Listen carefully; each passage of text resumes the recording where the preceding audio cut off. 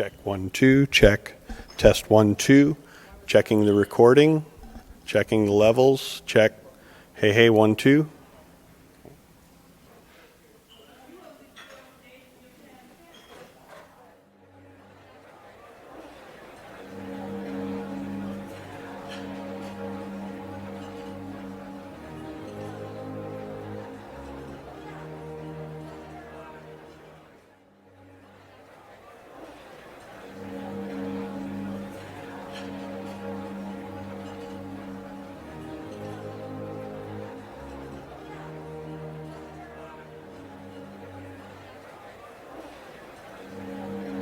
My absolute favorite moment at the entire meeting is coming up shortly, and that's when Ellie Hackett is going to do the presentation. Her introduction to the awardee, nonstop, the best moment for me in this, because the people that you get to meet at this meeting are folk who you've probably read their papers, you've heard about them, you kind of think they are giants. They are demigods, and they are that. But by the time Ellie is done, it's not that she's cut them down to size. She has revealed that they are really people, and they are really the most incredibly nice people that you'll ever meet. The Academy gives out awards of special recognition. And this year, we're giving an award of special recognition to an individual who has served the Academy in so many capacities. The Academy would like to bestow the 2007 Award of Special Recognition to Tom Wise for outstanding national and international contributions to Consultation-Liaison Psychiatry and Psychosomatic Medicine as editor of the Academy's journal, Psychosomatics. Please help me and join me in welcoming and congratulating Tom Wise.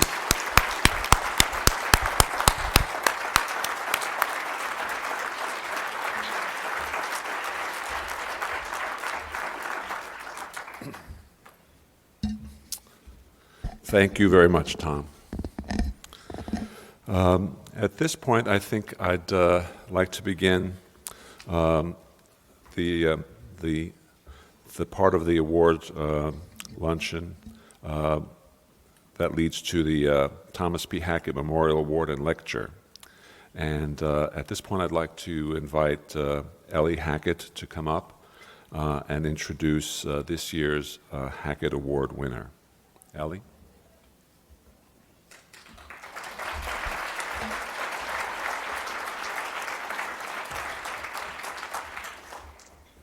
I got to thank Craig in the back corner, who's living in a jungle of cords back there, and who managed to make peace between Dutch and United States technology this morning under pressure. And one of the most interesting things was that the Dutch toggle to the Macintosh computer is male. The United States toggle to my computer is female. Roger Cathall says that this is the Groningen Hospital where Frits hangs his hat. I'm sure that must be Frits with his medic satchel in one hand and his research briefcase in the other. Frits Auze is a Dutch treat as well as an international icon and iconoclast. I had the best time communicating with his European colleagues, his father Frits, his wife Pauline, his brother Bert, and his daughter Lisa, not to mention my trusty American informants. I got enough information to talk forever, so please accept my apologies for the omission of many fine stories and songs of praise. The photos are kindness of Pauline, Lou Cohen, Roger Cathall, Wolfgang Zollner, and Fritz Stiefel. Let's start with a little personal history. Frits was born August 23, 1947 in The Hague. I did it. Father Frits finished his master's in law when the Second World War ended, and Mother Mettie resumed her life after surviving 2.5 years as a prisoner in the German concentration camp at Auschwitz. In addition to going into the insurance business, the senior Frits took up photography and film as a hobby. Witness his prize-winning photo of toddler Frits on his sled, and a later photo of young Frits, himself a budding photographer. Together with his younger brother Bert, Frits grew up in a village near the North Sea. Bert had the courage to write a letter in English for the first time in 35 years, and I found his use of English delightful. Although I've done a bit of editing for clarity, I've left in some charming turns of phrase. Bert says, "Well, about Frits, he is my big and only brother, so we were just with our parents a family, 3 guys and a lady." Frits was a child already interested in the nature, and he collected skulls from all kinds of animals. So we were not wondered that he went to study medical. He also talked a lot with our mother about her period staying in Auschwitz, so I think he had always been sympathetic with people who had it difficult. When people he knows are ill, he always pays attention to them and is sympathetic to them. We all know that he worked very hard to come where he is now, and we as family are proud of him that he has been chosen to receive the Hackett Award. We hope that he will stand there in proper dress, because the first time he had to speak in America, all he had were jeans and a T-shirt, and he was amazed that the man who invited him told him to change and lent him a costume.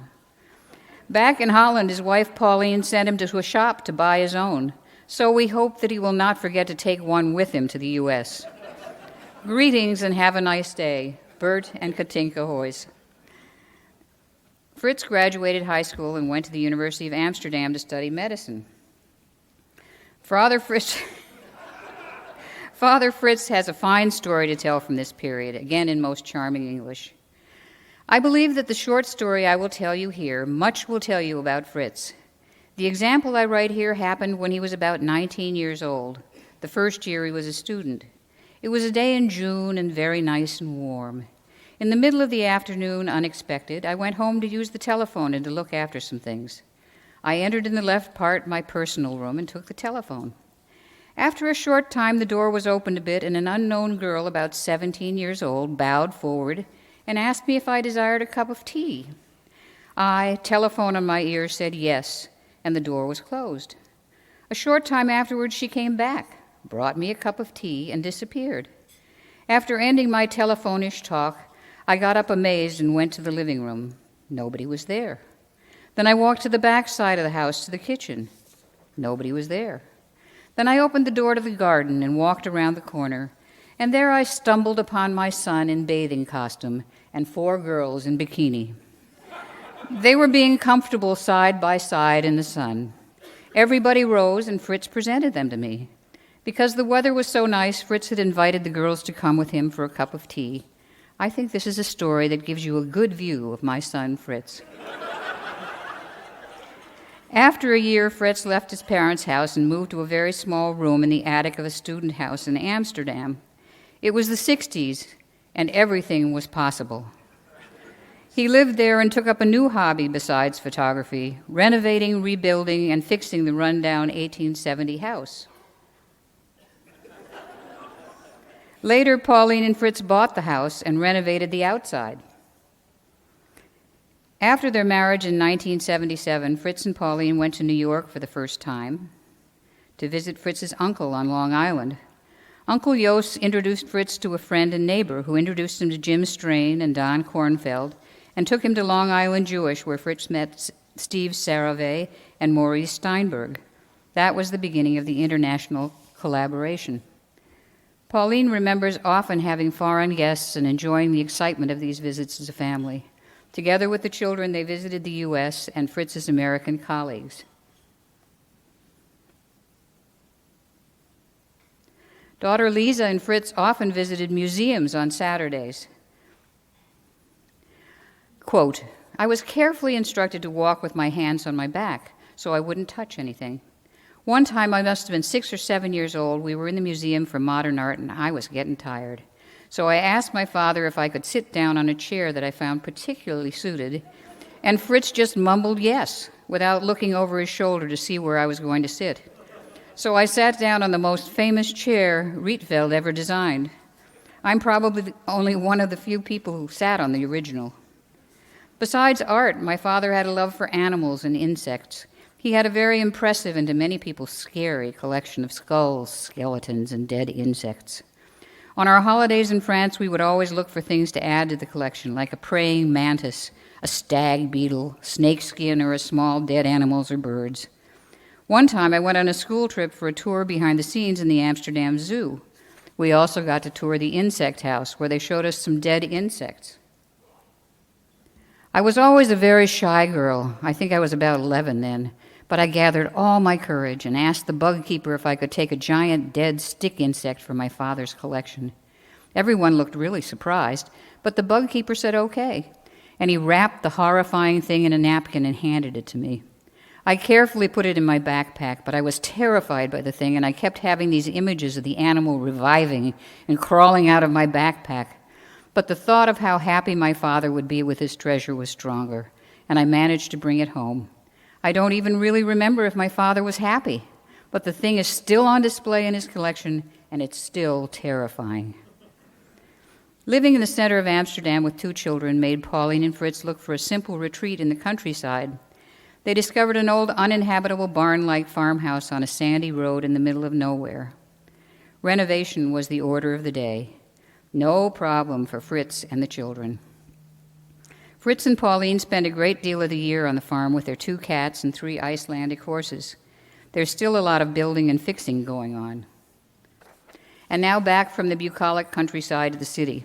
And Frits Huyse, visionary, missionary, and international leader in the field of consultation psychiatry, and mastermind of its European evolution to intermed, the interdisciplinary treatment of the complex medically and psychiatrically ill patient.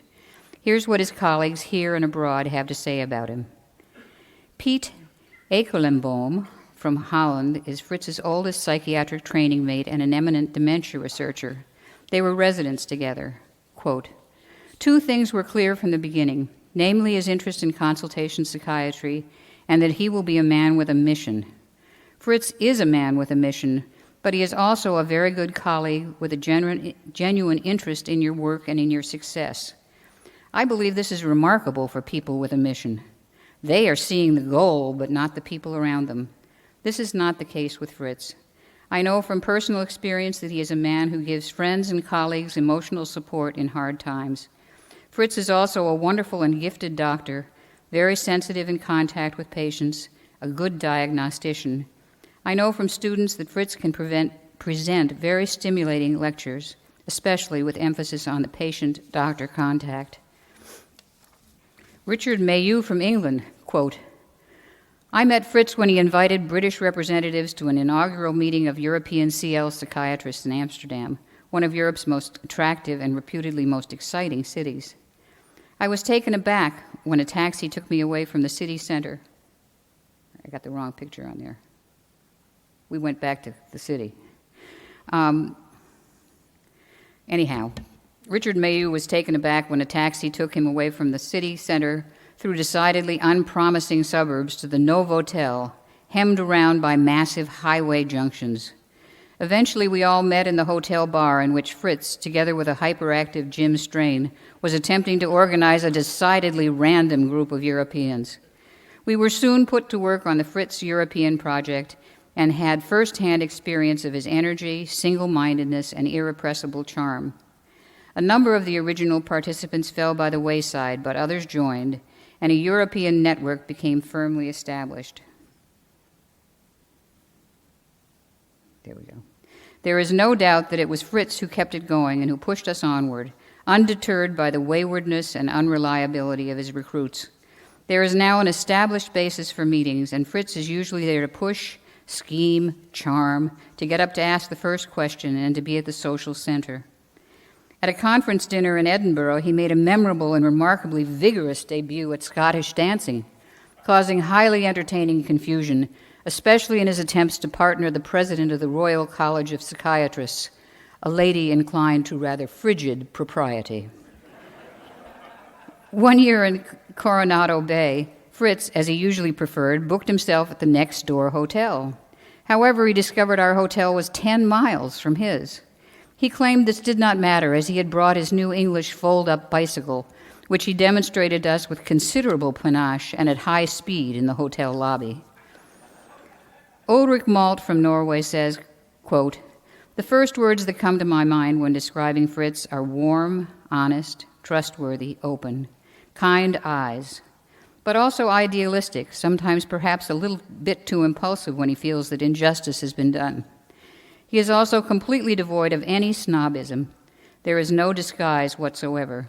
He is and behaves what he looks like.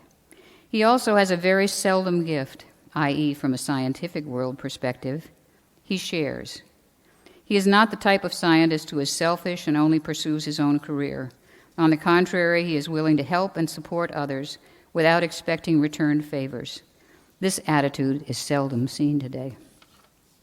And speaking of sharing, Lou Cohen from Massachusetts says, "It may not be widely known, but Frits is the sort of person who will give you the shirt off his back." Hearing that my wife and I were coming to the Netherlands on vacation, the following photographs arrived via email from Frits. They are shots of an apartment that he keeps in Amsterdam in which he was making available for us, an extraordinarily generous offer. John Lyons from Illinois. I first met Frits at the American Psychosomatic Society conference in 1984. I remember him clearly as he was actually wearing blue suede shoes. I initially thought Frits was just dressing European. I've since come to realize that Frits was just dressing Frits. Later that year, he came to Chicago to visit, and my wife and I took him out to some clubs. He got up to dance, and after he was on the dance floor alone for a few minutes, I said to my wife, "Why don't you go dance with Frits?" trying to be polite to our guest. She went out on the dance floor, and Frits said, "It's okay. I like to dance with myself." Tom Wise from Virginia is an old friend and international supporter. Quote, "Frits is a remarkable person. He is married to a wonderful woman who is a television producer of documentaries. He put together a European group that now is the European Association of Consultation-Liaison Psychiatry. The roots of this group are due to Fritz's energy and enthusiasm. His present work involves Intermed, which is really the ultimate goal of CL, in that it allows psychiatrists trained in CL to truly oversee the psychosocial aspects of clinical care in a hospital setting. He is the best. Steve Saravey from New York says, quote, "Frits is a true visionary, well ahead of his time in promoting an integration of psychiatric and medical care. As with all true visionaries, obstacles to his plans have been numerous, but all seem to yield to his relentless pursuit of his vision. I always think of Frits as part of a twosome, paired with his lovely, cultured, and talented wife, Pauline, who is still trying to get him on a horse to join her in her equestrian pursuits. Not even his visits to the Old West have enticed him. Hi-ho, Frits." Graham Smith from Australia. One outstanding memory that I have about Frits dates from 1990 when I attended one of the earliest meetings of the European Consultation-Liaison Work Group. I walked into a room in which there were some 15 CL psychiatrists from the various European countries. Not only did they bring different cultural, political, and clinical background, but they also had to communicate in English. I felt for them and wondered how all of this would be managed. Frits did it with great sensitivity and focus, and great strides were made. One of the hallmarks of his performance is that he has been able to put aside extreme personal issues and help ensure that Europe became reintegrated, at least in CL psychiatry. I could say more about Frits as a fun-loving, joking, gregarious, family-loving person, but all I really want to add is that he is the truest of friends. Jim Strain from New York, quote, "Frits was the most energetic student and felt that almost anything could be done if one worked hard enough. I was impressed with his energy, his enthusiasm, his intelligence, his humor, and his willingness to undertake a prodigious workload." Roger Cathall from Minnesota.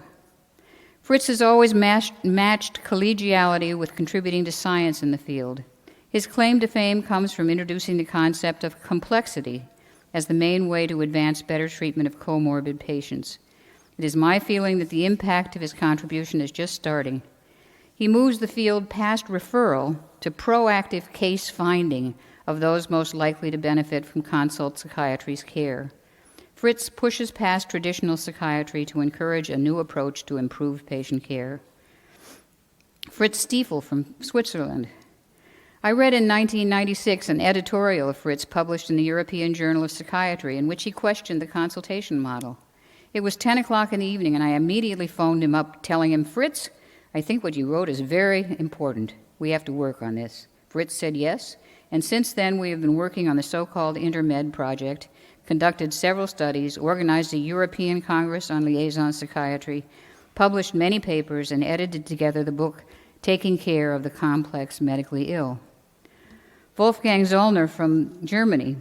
I do not know anyone who is so enthusiastic in planning and conducting research. It is not possible to meet Frits for a coffee or a dinner without leaving with a new idea for a future scientific project. At the same time, Frits is a very sensitive person. Meeting him means always talking about your plans, your private interests, your health, and your family too. I cannot imagine Frits without Pauline. She is a very critically thinking person with a strong ethical conviction who does not hesitate to take a stand, also in political matters.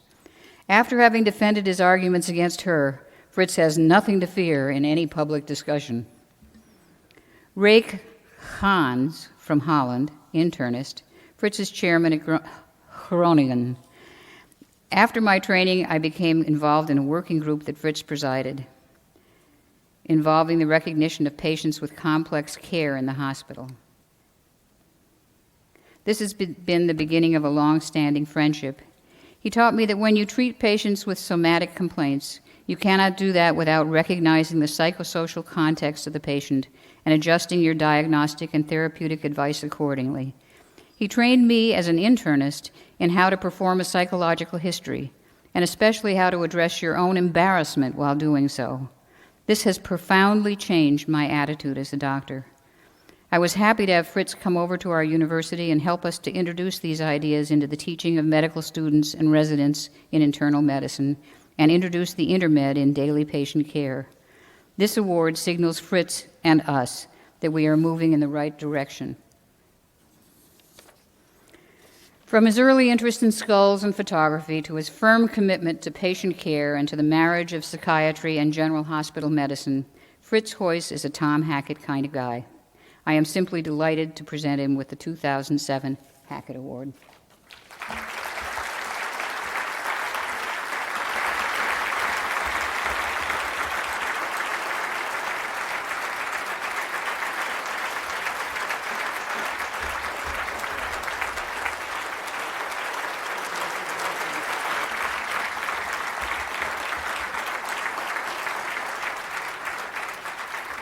Dear colleagues and friends, you might understand what it means to have been honored with the Hackett Award and being introduced by Eddie Hackett. The question might be whether I have known Tom Hackett. The answer is yes. Before meeting him in person, we, the core group of CL psychiatrists in the Netherlands, almost rehearsed Hackett and Kassem weekly in our seminar. It was, after all, our CL Bible. I spoke with Tom a few times. He was a person who you cannot remember vaguely. The first time I met him was during a workshop he organized on liaison. Amongst others, he presented a patient he treated for psychological problems, including depression and hypertension. We discussed the impact of the combined role of being a psychiatrist and a primary care physician. I then understood that he was the personal embodiment of the integration of medical and psychosomatic care as an internist and a psychosomatist. I also met him and Ned Kassem in The Hague, the Netherlands. It was at a meeting organized by the late Hans Hartsuiker. Hans visited Tom and Ned Kassem in Boston. As a result, he organized a series of meetings with keynote speakers from Boston, including Tom Hackett, Ned Kassem, and Peter Sivnios. Meetings important for the development of a post-war Dutch international scope on psychiatry.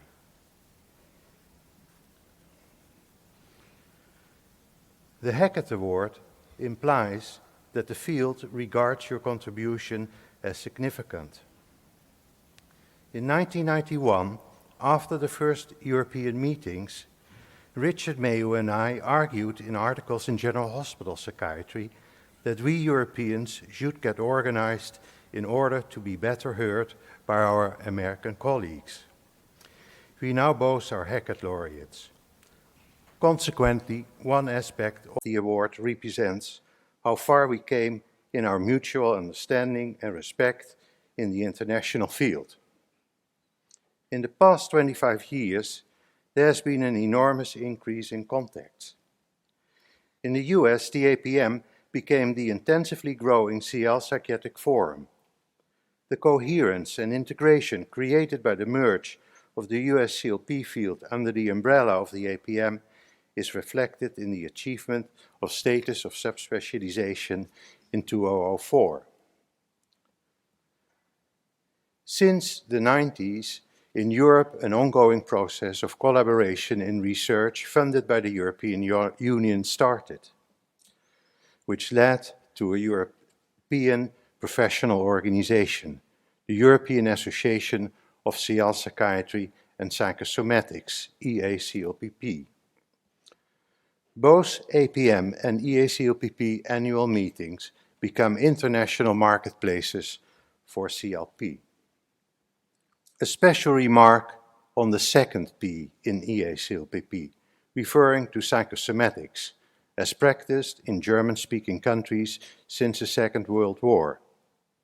An important aspect of the development of the European network was an intensive exchange between representatives of different healthcare systems and cultures, including German psychosomatic CL. Through hard and consistent work of the persons whose names you see depicted, the EACLPP in the past 5 years starts to fully appreciate the potential of German psychosomatics to further develop an integrated view on patients and the delivery of their care. Here you see 2 examples of such integrated services, having a diversity of psychosomatic functions beyond consults and psychiatric diagnosis. This one, from Lausanne, is headed by Patrice Gay and Frits Stiefel. The other, from Nuremberg, headed by Wolfgang Zöllner. Frits and Wolfgang are both close collaborators in the Intermed project, of which I will tell you in the last part of the presentation. Of the people who have contributed to the establishment of this quality international network, I can only mention a few. It is impossible to start this list with someone else than Jim Strain. If anyone, it is he who was the real founding father of this internationalization and still works on it with enormous dedication. Jim introduced me to the US CLPC and was the most supportive in the development of a European network. Here you see the founding fathers of this European network discussing the results of the European Consultation-Liaison Workgroup collaborative study in Roisheim, Norway. It is also impossible not to mention Graham Smith's contribution to the international network. Here you see him in front of his parental house. His reassuring baritone, his cooler wisdom, and his delicate touch in human relations has been an enormous linking and stabilizing factor in its establishment. So to conclude, the transition our profession made in the past decade towards a worldwide network and recognition through subspecialization status is enormous. A transition not yet fully consumed. It's recent. It will gradually allow us to speak with one mouth when needed. So far, the integration of the field on an international level.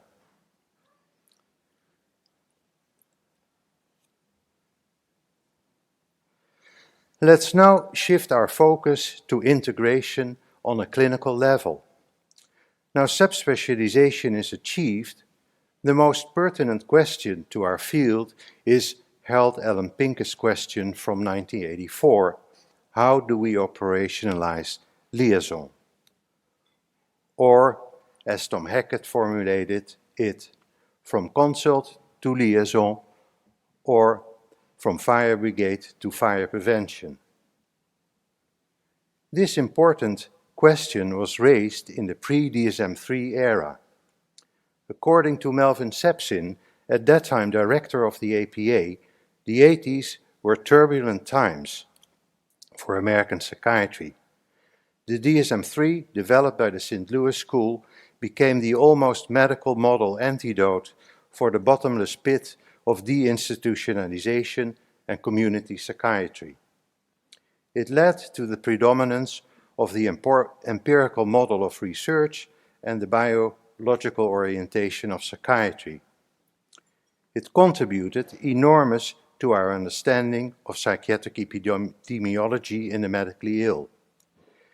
It was a crucial factor to establish subspecialization status, and it has brought us DSM-based paradigms for integrated care for the depressed medically ill, for patients with unexplained complaints, and for delirium care. So without ignoring the meaning of DSM-3, it also became a business with vested interest, which might have blurred our view on the road to integrated care. It shifted our focus from generic integrative psychosomatic aspects, how does it fit together, to a specialization and related fragmentation. What are the psychiatric components? Or, as Edward Shorter, our historian, recently summarized, according to the biopsychosocial model, psychiatry should be bringing the care of the whole person together, rather than just carving out the mind into a watertight specialty of its own. The profound effect of this choice can be seen in our current textbooks. Though called psychosomatic, read biopsychosocial, they are organized according to the fragmented structure of DSM and ICD-10, oncology, kidney disease, etc., and miss overview chapters on psychosomatic concepts, models for service delivery, liaison nursing, or psych-med units. Ari Querido's integrated thinking already fascinated me as a medical student and became the red thread in my career. Querido was the practical Dutch George Engel. He used a life chart model such as used and further operationalized by Hoy Lee and Nurcombe and Gallagher in the 80s. The pertinence of the message of Engel's publication on the biopsychosocial model in Science was its timeliness. Engel's model represented the state of the art of scientific thinking on integrated care. It was visually well reflected in W.R. Miller's operationalization of the general systems theory for the general hospital. This integrated thinking is our core business, the reason of our existence. It is psychosomatic thinking. As Robert Shorter said, with the DSM, psychiatry decided to become a specialty between the other specialties and ignored the core of our thinking.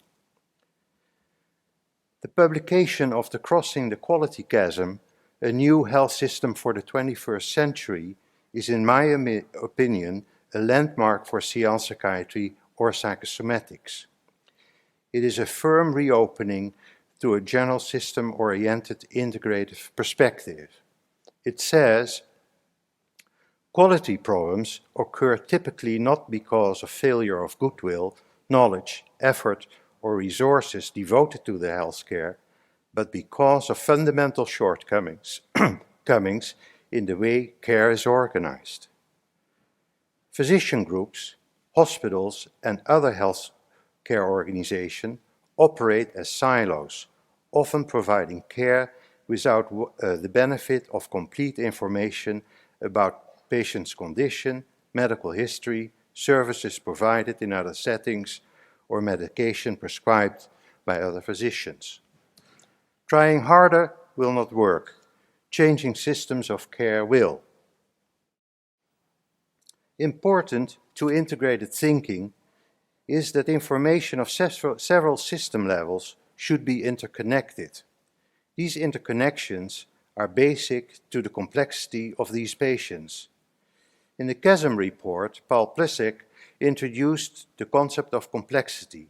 I quote, "While systems can be broken down into parts which are interesting in and of themselves, the real power lies in the ways the parts come together and are interconnected to fulfill some purpose. As soon as interconnections can be identified and the powers of the underlying dynamics can be understood, a given situation can often be perceived as less chaotic or even meaningful, and a controlled approach becomes possible. So in addition to the DSM effect, which led to our subspecialization status, we should now try to achieve the GASM effect through systematically approaching the problem of complexity to further establish our psychosomatic or integrated status.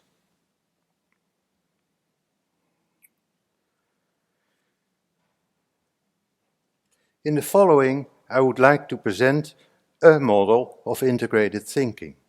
Its focus is to establish integrated risk management of the complex medically ill, which goal is achieved by focusing on optimized communication of information pertinent to the integrated care of the patient. Through an interactive approach, our research group came to the conclusion that the visualization of health risks and health needs of complex patients would best serve their health services through efficient communication and coordination among healthcare professionals. It led to the Internet method, currently available in 9 languages, including Japanese. Its research was recently summarized and combined with other arguments for an integrated approach. Our research started with the question, which patient is complex, defined in terms of negative outcomes of care, such as mortality, morbidity, utilization, and quality of life. Peter de Jonge was our leading researcher, supported by John Lyons, Northwest University, Chicago. Now Peter is a prominent researcher in the area of MI and depression. In our book, he states, "In the medical literature, the concept of complexity is increasingly referred to as the care needs of patients with multimorbid conditions and the organizational structure of healthcare systems." He argued to reduce complexity into 2 components, being case and care complexity. In the Internet model, we integrated these concepts into risk and needs management system. Crucial to its further development was John Lyons' innovative work on a measurement model for communication. In the 80s, he was the methodologist of our field. At the moment, his primary focus is in child and adolescent mental health care. His model for child and adolescent needs and strengths assessment, CANS, is seriously challenging the disintegration of that field in the US. In our book, he states, "Accurate and efficient communication among all parties is important and challenging in providing efficient and effective medical care to patients with complex needs." Let me mention 2 aspects important to the development of the Internet. First, the just enough information philosophy. Psychometric instruments have been developed for research, not for clinical care, as they are too lengthy and do not provide clear indications for interventions. Clinimetrical scales, such as EPGAR or Glasgow Coma Scale, are more geared to the needs of clinicians. John further evolved the principles of clinimetrics into a theory of measurement that emphasizes the communication value of the measure, communimetrics. What do I need to know to be able to act appropriately? Not several psychometric scales, but one question: is there a risk of psychopathology? And second, the scoring system links the risk level to an action level and facilitates to recognize the need to act through color codes. No evidence or risk, no need for action. Slight risk, monitor. Moderate risk, need to act. Serious risk, need to act immediately or intensively. The organization of the risks and needs in a schema, in addition to the visualization of the risks, adds to the communicative value of the internet. It builds on the life chart model used by Querido, Lee, and Nurkum and Gallagher. Here you see the list of 16 risk variables assessed, which were selected from the literature, and the added 4 prognostic variables. These data are collected in a structured clinical interview applicable to local clinical circumstances. The risks assessed reflect the field's major epidemiological and clinical concerns assessing and managing complex patients. Here you see how they are fitted in the schema. Clinical anchor points accompany each variable in order to enhance the reliability of the scoring. At the same time, the clinical information leading to the score is documented. Here you see the different elements and the stepwise procedure for the documentation of clinical data, the scoring of the risk variable leading to an action level. The result is a vignette, in this case of Mr. Glover, the patient George Engel used to elucidate the biopsychosocial approach in the American Journal of Psychiatry. Mr. Glover is a workaholic who denies his cardiac risk. In George Engel's article, the story ends in the emergency room. In our article in Psychosomatics in 2001, he is admitted on a cardiac ward using the internet method. This is the way we use the vignette in our clinical rounds to facilitate communication. At the same time, it offers the framework for a management plan, in this case, Mr. Glover's plan. From a conceptual perspective, I would like to add 2 points. First, Miller and Plissig called the recognition and management of interrelations between systems as strengths of system-oriented approaches. In the internet, the following variables focus on potential inter-system conflicts, such as: have there been diagnostic complexities in the past, referring to a complex medical diagnosis, such as a system disease or somatization? Will the patient be compliant? Or is there good trust in health providers, or has this been challenged? Or is coordination between the different care providers required? Second, I would like to stress that the internet model does not alienate us from our psychiatric side. Here you see how the risks are related to the axis of the DSM. To improve communication between the providers, there is the vignette, as well as reports including a text with the compilation of the documented clinical facts and an overview of steps to be taken. In research, we have proven the validity of the method in several studies. I'll show you a visual representation of the main findings. Here you see the results of a latent class analysis, including the data of 1,050 patients.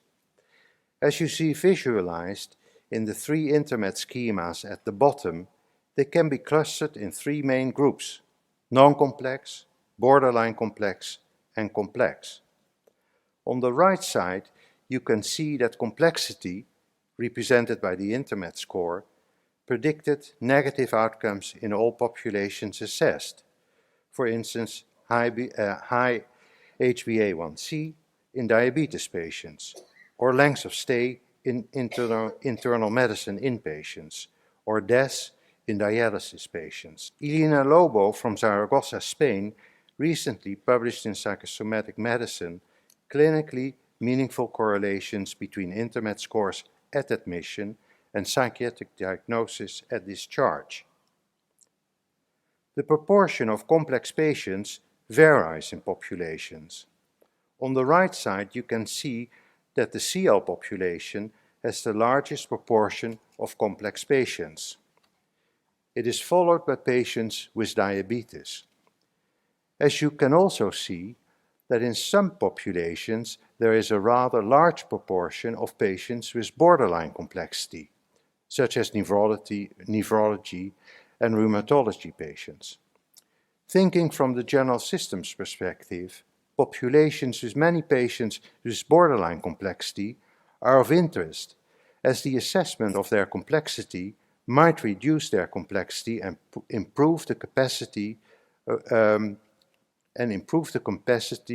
capacity for appropriate treatment.